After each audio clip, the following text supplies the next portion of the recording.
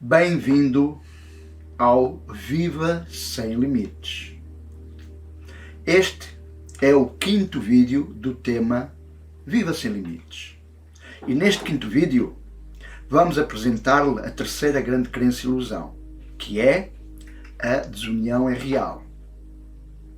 E dando continuidade ao vídeo anterior, que o fracasso é real, os nossos antepassados remotos, como única saída para a difícil questão da segunda crença e ilusão, foi criar uma terceira crença e ilusão, que o Criador e as suas criações não eram uma só. Isso obrigou as mentes humanas daquela época remota a conceber a possibilidade do impossível, que o que é um não é um, ou seja, o que é uno está na realidade separado. É esta a ilusão-crença na desunião, a ideia-crença de que existe separação. Os expertos daquelas épocas argumentaram que se as criações estavam separadas do Criador e se o Criador permitia que as criações fizessem o que lhes apetecia, seria possível que as criações fizessem algo que o Criador não queria que fizessem. Nessas circunstâncias, a vontade do Criador seria contrariada. E assim contrariam Deus, que é a fonte, que é a origem de tudo. Ora bem, poderia ser que esta fonte quisesse alguma coisa e não a conseguisse. Por exemplo, a desunião gera a possibilidade do fracasso. E o fracasso só é possível se existir necessidades. Uma ilusão depende da outra.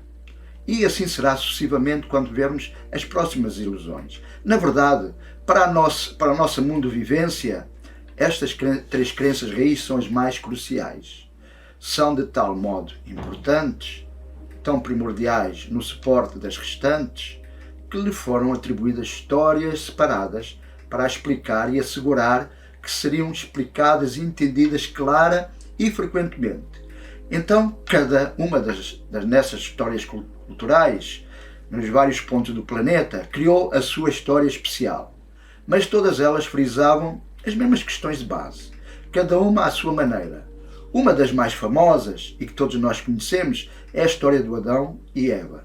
Segundo esta história, o primeiro homem e a primeira mulher foram criados por Deus e viviam felizes no Jardim do Éden, ou paraíso. Desfrutavam da vida eterna e da comunhão com o divino. Em troca desta dádiva de vida idílica, Deus só exigia uma única coisa: ordenou-lhes que não comessem do fruto proibido, o mais conhecido como o fruto do bem e do mal. Segundo a lenda, Eva, mesmo assim, provou o fruto, desobedeceu às ordens, mas a culpa não foi inteiramente sua. Foi tentada por uma serpente falante, que na realidade era um ser a quem chamavam Satã, ou Diabo. E quem é este Diabo? Segundo uma das histórias mais frequentes, ou que as religiões adotaram, é um anjo caído, uma criação de Deus, que se atreveu a ser tão poderosa quanto o seu Criador. Segundo esta história, isto é a máxima ofensa, a suprema blasfémia. Todas as criações devem glorificar o Criador e nunca procurar ser tão poderosas ou superiores. Nesta versão em particular sobre o diabo, que é a principal história cultural do Ocidente, eles desviaram-se um pouco do padrão normal que atribuímos a Deus e das circunstâncias que estão relacionadas. Porque nós, humanos, queremos que nossos descendentes, a nossa progenie, se esforce por ser tão boa ou melhor que os pais. O maior prazer de todos os pais é ver os seus filhos alcançar e exceder a sua posição na vida e ultrapassar as suas próprias conquistas. Nas várias versões desta história, pelo contrário, Deus tinha se sentido desonrado com isso e profundamente ofendido. Satã, o ex-caído, foi rejeitado, separado do rebanho, marginalizado, condenado e subitamente surgiram dois poderes na realidade fundamental, ou seja, nesta realidade existencial, Deus e Satã. E dois lugares a partir dos quais se operava, o céu e o inferno. O desejo de Satã, de acordo com essas histórias, era tentar os humanos a desobedecerem à vontade de Deus. Então Deus e Satã passaram a competir pela alma humana. E, curiosamente, era uma competição que Deus podia perder. Tudo isso provava que Deus, afinal, não era um Deus tão poderoso, ou, se era todo poderoso, não queria utilizar o seu poder, porque queria dar a Satã uma oportunidade justa. Ou que tratava de ser, se não fosse isso, era uma oportunidade para que Satã pudesse ter influência sobre os seres humanos, para ele experimentar os seus filhos. E por outro lado, assim poder influenciar o seu livre-arbítrio. Só que se os filhos de Deus, a quem lhes foi concedido o livre-arbítrio, excedessem algumas das condições do livre-arbítrio, de uma forma que Deus não aprovasse, ele entregá-los-ia a Satã, que os torturaria por toda a eternidade. São estas histórias intricadas e rebuscadas que se tornaram doutrina religiosa no nosso planeta. Na história de Adão e Eva, a maioria das pessoas no Ocidente acreditou que Deus tinha castigado o primeiro homem e a primeira mulher por ela ter comido o fruto proibido, expulsando-os do jardim do Éden. E já houve um tempo que se acreditou que Deus castigou todos os homens e mulheres que viveram depois disso, fazendo-os carregar a culpa dos primeiros humanos e condenando-os a estarem separados de Deus durante as suas vidas na Terra, a qual se chamou efetivamente o pecado original. Por meio desta e de outras doutrinas igualmente pitorescas, as primeiras três crenças, ilusões que estão a ser aqui explicadas, foram apresentadas de uma forma que as crianças em particular tão depressa não as esqueceriam. Tal foi o seu sucesso em incutir o medo nos corações das crianças, que foram repetidas continuamente a cada geração. Foi assim que as primeiras três ilusões crenças ficaram profundamente entranhadas na psique humana. E vejamos, primeira, Deus tem um programa, o que quer dizer que a necessidade é real. Segundo, o desfecho da vida é duvidoso, o que quer dizer que o fracasso é real. Terceiro, nós estamos separados de Deus, o que quer dizer que a desunião é real. Apesar da ideia da existência da necessidade e do fracasso ser crucial, efetivamente, para este conceito das crenças, na verdade é o conceito da necessidade que é o mais importante. Mas o fracasso pode ser crucial para o resto das crenças. A ideia de que a desunião existe tem muito mais impacto nas questões desta humanidade. O impacto da terceira crença, ilusão, ainda hoje continua a ser sentido pela raça humana em geral. É transversal a todo o planeta. E se o que pensamos da terceira crença, que a desunião é real, teremos essa experiência de vida. Se acharmos que não é verdade, de que é falso, que é só uma ilusão, é uma crença ilusão, então teremos outra. Essas duas experiências serão drasticamente diferentes. Atualmente, quase toda a gente no nosso planeta acredita que a ilusão da desunião é verdadeira. Em resultado, as pessoas sentem-se separadas de Deus e uma das outras. O sentimento de separação de Deus torna extremamente difícil que as pessoas se relacionem com Deus de uma forma significativa, ou o interpretam mal Deus, ou o temem, ou imploram a sua ajuda de uma maneira errada, ou ainda por cima o negam em absoluto. E ao fazermos isso, as pessoas perdem uma oportunidade gloriosa de usar a força mais poderosa do universo.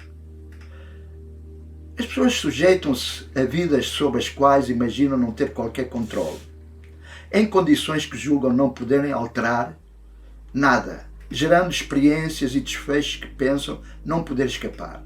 Vivem vidas de desespero silencioso, oferecendo a sua dor, sofrendo-a com satisfação, acreditando que a sua bravura silenciosa lhes adquirirá, por exemplo, a aprovação suficiente para terem acesso ao céu, onde receberão a recompensa.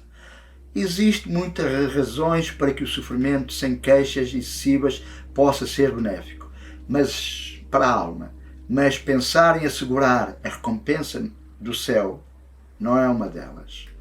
A coragem é a sua própria recompensa e nunca pode haver uma boa razão para causar sofrimento a outras pessoas, que é o que fazem as queixas. Todo aquele que sabe que é herdeiro do poder interior, que é o que nós vemos neste canal, nunca se queixa e limita assim o sofrimento exterior a si próprio. Também, contudo, o adepto não se abstém de se queixar a fim de limitar o sofrimento, mas sim porque interpreta a experiência da dor não como sofrimento, mas como dor. A dor é uma experiência. O sofrimento é o juízo que é feito em relação a essa experiência. O juízo, para muitos, é que dor que experienciam não está certa e não deveria acontecer. Que estão a ser vítimas de alguma coisa, de um poder. No entanto, o grau em que a dor é aceite como sendo perfeita é o grau em que o sofrimento na vida pode ser eliminado. Mesmo pessoas que não atingiram a mestria já experienciaram a diferença entre dor e sofrimento. Um exemplo disso pode ser a extração muito dolorosa de um dente. Arrancar um dente dói, mas é uma dor bem-vinda, porque sabemos que depois tudo fica normalizado. O sentimento de separação em relação a Deus impede as pessoas de o usarem, de o chamarem ou de terem uma amizade com Ele, interpretando todo o potencial do seu poder curativo e criativo, quer para acabar com o sofrimento, quer para qualquer outro fim. Na verdade, o sentimento de separação que temos uns dos outros permite que façamos todo o tipo de coisas uns aos outros, que nunca faríamos a nós próprios. Por não sabermos também o que estamos a fazer a nós próprios, produzimos resultados indesejados nas nossas vidas diárias e nas nossas experiências planetárias. É sabido que a humanidade enfrenta os mesmos problemas desde o alvorecer da história conhecida. O que é verdade, mas num grau cada vez menor. A cobiça, a violência, a inveja e outros comportamentos que não consideramos benéficos para ninguém ainda são manifestados por determinadas pessoas prepotentes, sentindo-se donas de tudo, mas em uma escala cada vez mais reduzida. Isso é um sinal da nossa evolução planetária. Mas voltando ao tema deste vídeo, o conhecimento das primeiras 3 crenças e ilusões, como as ilusões que são, impediria toda a gente de negar a unidade com toda a vida e de ameaçar a destruição desta vida no nosso planeta exatamente pelas suas próprias ações. A maioria dos humanos continua a ver-se como separados uns dos outros, em todas as coisas vivas e de Deus. Estamos separados de tudo que está à nossa volta, e concretamente de Deus. Eles veem que se estão a destruir, mas alguns alegam que como podem estar a fazer isso, com certeza não deve, dizem eles, que não deve ser pelas suas ações individuais e no mundo de uma maneira geral. Eles acham que não tem efeito negativo no todo utilizarem combustíveis fósseis em vez de usar energia solar ou energias renováveis. Não tem efeito negativo no todo lançar impurezas de toda a espécie para a atmosfera para que os seus estilos de vida não mudem. Não tem efeito negativo no todo fumar cigarros, comer carnes vermelhas a todas as refeições ou consumir grandes quantidades de álcool. E estão fartos de ouvir outras pessoas mais capacitadas a apontar-lhes que isso tem efeitos perniciosos. Nos comportamentos humanos individuais, dizemos a nós próprios, numa tentativa de auto-engano, que não tem um efeito assim tão negativo no todo, no planeta, que leva o todo a desmoronar-se. E argumentam que isso só seria possível se nada estivesse separado. Se de facto o todo estivesse a fazer tudo por si, a si próprio. E isso é um disparate. A terceira crença e ilusão é verdadeira, segundo a maioria. Nós estamos separados de tudo e de todos. Mesmo assim, as ações separadas de todos os seres separados, que não são um com os outros, nem com a vida, agora finalmente cada vez mais humanos começam a reconhecê-lo, ou evoluírem do pensamento cultural primitivo para uma sociedade um pouco mais avançada. Isto deve-se ao aumento de consciência individual que rompe com a consciência social estabelecida. Vozes se vão erguendo, que fizeram soar o alarme. Tem havido um esforço de nos despertarmos uns aos outros, cada um à sua maneira. Alguns discreta e individualmente, outros em grupo. Nos tempos passados não havia tantas pessoas disponíveis e capazes de despertar os outros. Por isso, a maioria vivia profundamente imersa nas suas crenças e ilusões e ficava perplexa. Porque é que o facto de estarem separados uns dos outros havia de criar um problema? Como é que tudo o que não fosse viver em comunidade, um por todos e todos por um, não se conseguia pôr a funcionar sem um grande esforço? Foram estas as perguntas que nos começámos a fazer e vimos claramente uma imperfeição na terceira ilusão, o que devia ter revelado que a ideia da desunião era falsa. Mas os nossos antepassados sabiam a um nível inconsciente muito profundo que não podiam prescindir da ilusão, crença que criaram, ou algo de muito vital chegaria ao fim. Mais uma vez tinham razão e mais uma vez cometeram um erro. Em vez de verem a crença e ilusão como a ilusão que era e utilizarem para o efeito a que se destinava, acharam que tinham de reparar a imperfeição. E foi para reparar a imperfeição da terceira grande ilusão-crença que foi criada a quarta ilusão, da qual vamos falar no próximo vídeo. Até lá, seja abençoado com a lei do 1 e até sempre. Namastê.